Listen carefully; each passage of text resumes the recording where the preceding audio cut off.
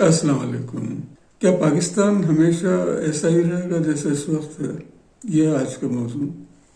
اور میرا یہ جو پروگرام ہے یہ کاش سیریز کا ہے. میرا مطلب یہ ہے کہ کاش یہ ہو سکتا. اس پروگرام کی اینڈ میں بتلاؤں گا کہ کاش میں کیوں کہہ رہا ہوں. اچھا، اس میں بڑے بڑے کچھ چند شو اسٹاپرز بھی ہیں ملک کی ترقی کے لیے، جس کی وجہ سے نہ ہمارے یہاں کوئی انڈسٹریلائزیشن پلان کامیاب ہو سکتا ہے اور نہ ملک بہتر کرنے کے لیے کوئی پلان کامیاب ہو سکتا ہے.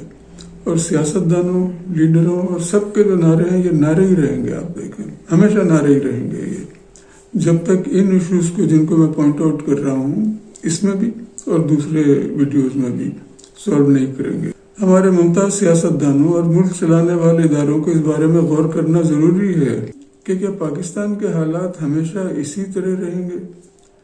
کیا اس ملک کا مستقبل یہی ہے؟ کیا اس ملک کی آئندہ نسلوں کا مستقبل یہی ہے؟ کیا اس ملک کے عوام کا مستقبل یہی ہے؟ اور ساتھ میں سب سے زیادہ سوچنا چاہیے کس کو؟ ہمارے لیڈرز کو، ہماری اشرافیہ کو. کبھی جیل میں، کبھی باہر، مختلف آپ دیکھیں مختلف بہانوں سے. سب جانتے ہیں کہ ان کے میڈیکل سرٹیفکیٹس غلط ہیں، سب جانتے ہیں یہ سب. تو کیا وہ اسی طرح زندگی گزاریں گے؟ آدھا خاندان یورپ میں ہے، آدھا خاندان یہاں پر ہے، بیمار ہو رہے ہیں، مر رہے ہیں، ان کے انتقال پر فاتحہ میں بھی شریک نہیں ہو سکتے. کس قسم کا ملک ہے یہ؟ تو کیا ہمارے لیڈران میں کوئی خواہش نہیں ہے کہ پاکستان کو بھی ایک بہتر ملک بنائے؟ کوئی امنگ نہیں ہے ان میں، ہمارے لیڈران میں، کہ پاکستان ایک بہتر، ترقی یافتہ، تہذیب یافتہ ملک ہو؟ اور اسی طرح کہ ہمیشہ جو ہمارے لیڈران ہیں جو شہید بھی ہو رہے ہیں وہ اس سلسلے میں کئی اپنی جانیں دے چکے ہیں، تو کیا وہ اپنی جانیں اسی طرح دیتے رہیں گے آئندہ بھی؟ جو ہمارے لیڈران ہیں اور ان کی جو نسلیں ہیں آئندہ، وہ بھی اسی طرح شہید ہوتے رہیں گے؟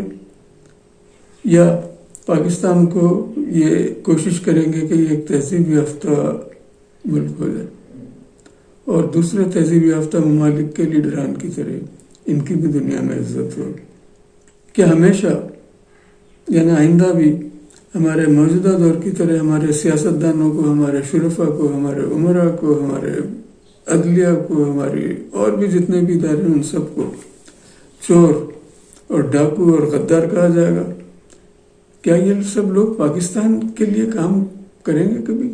آپ دیکھیں ملک کے انتخابات میں، آپ دیکھیں کس طرح پیسہ چلتا ہے، کس طرح ووٹ خریدے جاتے ہیں. ٹی وی پہ دیکھے ہوں گے پروگرام آپ نے. کیا ہماری پارلیمنٹ کے ممبران موجودہ دور کی طرح اپنے آپ کو بھیڑ بکریوں کی طرح قیمتیں لگوا کر اپنے ووٹ بیچتے رہیں گے؟ کیونکہ پارلیمنٹ تو ہمارا سب سے بڑا ادارہ ہے، سب سے ذی عزت ادارہ ہے ہمارے ملک کا. اور نہ صرف ہماری پارلیمنٹ بلکہ ہماری عدلیہ، ہمارے سول سروس اور ہمارے دوسرے اداروں کے لوگ بھی ایسے ہی کرپٹ جرائم میں ملوث رہیں گے آئندہ بھی. یعنی یہاں پر بھی کبھی پاک صاف معاشرہ ہوگا؟ آپ سوچیں ذرا، دنیا میں ہماری کیا عزت ہے؟ ہم سمجھتے ہیں کہ دوسروں کو علم نہیں ہے ہماری حرکتوں کا، جبکہ ان کو بہت اچھی طرح علم ہے. ہم سے زیادہ جانتے ہیں وہ ہم کو. لیکن اس سلسلے میں شاید ہمارے سیاستدانوں، ہماری عدلیہ اور دوسرے اداروں کا کوئی قصور بھی نہیں ہے، میں سمجھتا ہوں. کیونکہ ملک میں، پورے ملک میں سسٹم ہی پورا ایک کرپٹ معاشرہ، ایک جرائم پیشہ معاشرہ پورے ملک میں ہے، پورے ملک میں چل رہا ہے. تو اگر، اور اس حد تک ہے کہ اگر اس ملک کو صحیح بھی کرنا ہو تو بھی جرائم کا ہی سہارا لینا پڑے گا. جرائم پیشہ لوگوں کی خدمات حاصل کرنی پڑے گی صحیح بھی اگر کرنا ہو تو. یہ معاشرہ. تو اب سوال یہ ہے کہ اس کلچر کو اور اس معاشرے کو صحیح کرنا کس کی ذمہ داری ہے آخر؟ اور میں بار بار پہلے بھی کہہ چکا ہوں، ابھی پھر میں کہہ رہا ہوں کہ ہمارے ایک ملک میں کام کرنے یا ملک میں ترقی کروانے یا ملک کو صحیح کرنے کا کوئی طریقہ کار ہی نہیں ہے. کوئی نہیں کر سکتا اس ملک کو صحیح. ملک کی جو مشکلات ہیں ان کو آپ بتلیں، کون ریزالو کرے گا؟ کون سا ادارہ ہے اس کام کے لیے؟ کس کی ذمہ داری ہے آخر یہ؟ کسی کی بھی نہیں ہے، کوئی ذمہ دار نہیں ہے۔ ہم بولتے ہیں کہ وزیر اعظم ذمہ دار ہے وغیرہ، مگر نہیں ہے ذمہ داری ان کی۔ تو اسی سلسلے میں آج میں آپ کو ایک بہت بڑے پوائنٹ کی طرف توجہ دلاتا ہوں۔ مجھے علم نہیں ہے کہ یہ کس طرح صحیح ہوگا۔ جیسا کہ آپ کو علم ہے کہ ملک بٹا ہوا فیڈرل گورنمنٹ میں اور پروونشل گورنمنٹس میں۔ فیڈرل حکومتوں کے یہاں تھوڑی بہت تو قابلیت ہے جو پہلے سے تھی کہ وہ پلان بنا سکیں، کچھ بہتری کے لیے سوچ سکیں اور اس پر عمل بھی کر سکیں، لیکن صوبائی حکومتوں میں کیپیسٹی نہ ہونے کے برابر ہے بالکل۔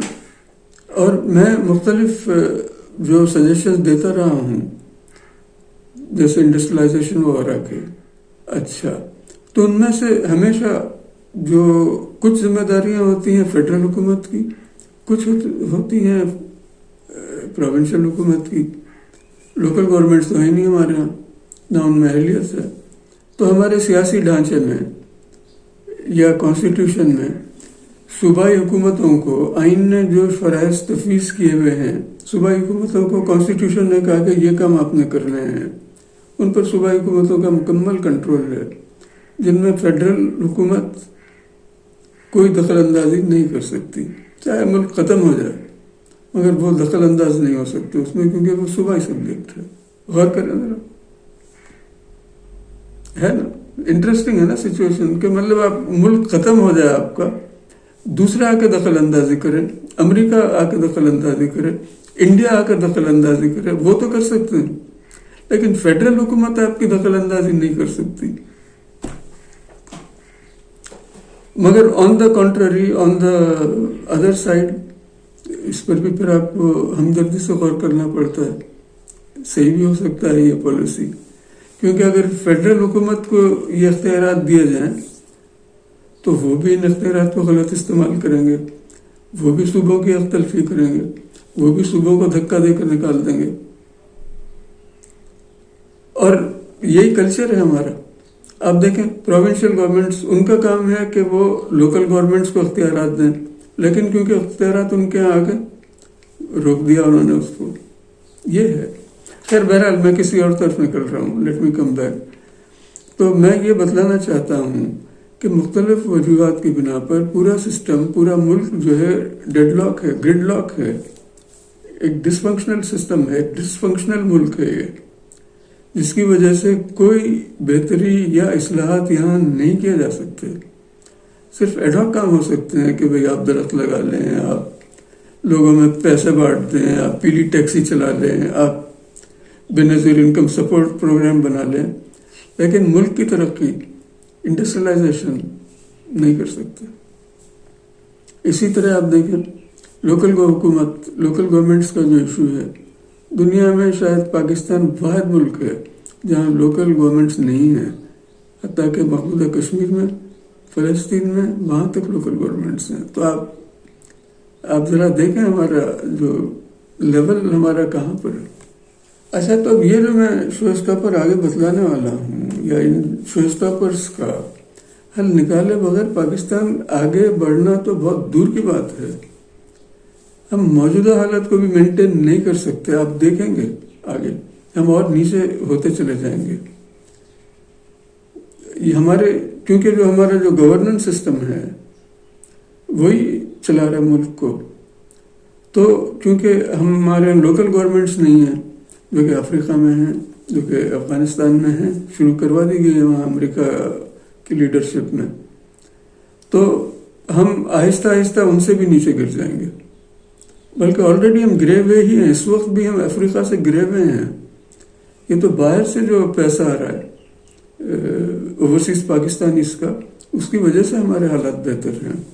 اچھا، یہ کام جو ہیں، یہ سب جو سسٹم صحیح کرنا ہے، یہ کام عوام کا کرنے کا نہیں ہے، یہ کام ایدی ٹرسٹ کا نہیں ہے، یہ کام چھیپے کا نہیں ہے، یہ کام سٹیزن فاؤنڈیشن کا نہیں ہے، یہ کام چھپا کا نہیں ہے، یہ کام انڈس ہاسپٹل بنانے والوں کا نہیں ہے، یہ کام ملک کے دانشمند سیاستدانوں کا ہے، یہ کام ہمارا پارلیمنٹ کا ہے۔ تو اب یہاں میں کاش یہ آ گیا یہاں پر کہ کاش کوئی اور ایسا ادارہ ہوتا، یہی ایدھی ٹرسٹ کی طرح، جسے ہماری پارلیمنٹ اپنے کام تفویض کر دیتی. جیسے دیکھیں زکوٰۃ، جیسے زکوٰۃ ہے اور دوسری امداد پہ چلنے والے ادارے ہیں، ایدھی ٹرسٹ ہے کہ جی ایمبولینس کا کام حکومت نے ان کو ذمہ چھوڑا ہوا ہے. جہاں پہ بھی ایکسیڈنٹ ہوتا ہے، کچھ ہوتا ہے، تو حکومت خود ڈائل کر کے بلاتی ہے چھیپیا کو اور ایدھی کو. اسی طرح اسکول کا سسٹم حکومت نے دیا ہوا ہے، سٹیزن اسکول، کہ بھائی تم سنبھالو. اور بھی ہیں ہاسپٹل کے لیے، وہ انڈس ہاسپٹل، ان کے پیچھے کہ بھائی ہم نہیں چلا سکتے، آپ سنبھالو. شوکت خانم ہسپتال ہے، وہ چل رہا ہے. تو کاش کہ کوئی ایسا آتا اسی قسم کا امدادی ادارہ جو پارلیمنٹ کا کام بھی کر سکتا ہے انہیں بنیادوں پر. تو حکومت اپنا کام ان کو تفویض کر دیتی کہ بھئی یہ لو پارلیمنٹ، تم چلاتے رہو، پارلیمنٹ ہم کر رہے ہیں حکومت. یا بلکہ جو یوتھ پارلیمنٹ ہے، میرے خیال میں ان کو تفویض کر دینا چاہیے کہ بھئی یہ پارلیمنٹ زیادہ بہتر چلا سکتے ہیں، آپ چلاؤ. والسلام.